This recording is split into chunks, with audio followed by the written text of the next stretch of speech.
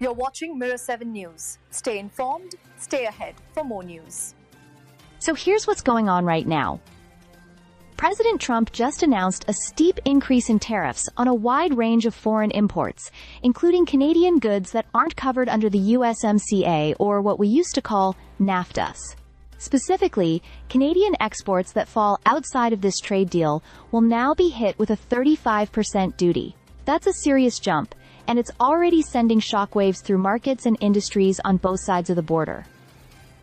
Naturally, this has prompted a lot of reaction here in Canada. Prime Minister Carney released a statement expressing deep disappointment. He emphasized that Canada remains fully committed to the USMCA, which is still one of the largest and most effective free trade agreements globally. The idea is that most Canadian goods remain protected under it, but key industries like lumber, steel, aluminum, and autos are still going to feel the sting of these new tariffs. Now, what's interesting, and frankly a bit controversial, is the reason the U.S. is giving for this move. The White House is pointing to the ongoing fentanyl crisis and blaming Canada, at least in part, for the flow of the drug across the border. But here's the thing.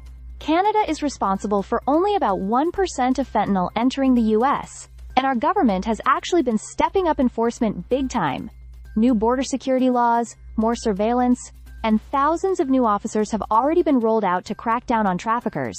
So while some might expect Canada to fire back with retaliatory tariffs, Saskatchewan Premier Scott Moe is urging a different approach. He's basically saying that we shouldn't escalate things. According to him, Canada is better off staying focused on building economic strength from within, investing in our industries, boosting competitiveness, and diversifying our trade relationships globally. The federal government seems to be thinking along the same lines. Prime Minister Carney mentioned new partnerships with provinces, territories, and indigenous communities to launch major infrastructure and industrial projects that could unlock more than $500 billion in investments. The bigger picture is clear. By leaning into our own economy, buying Canadian, and expanding our global reach, we reduce our vulnerability to this kind of external pressure. At the end of the day, while these tariffs are a blow, they're also a wake-up call that Canada needs to be more self-reliant, more resilient, and more united in how we move forward. Stay subscribed for more videos.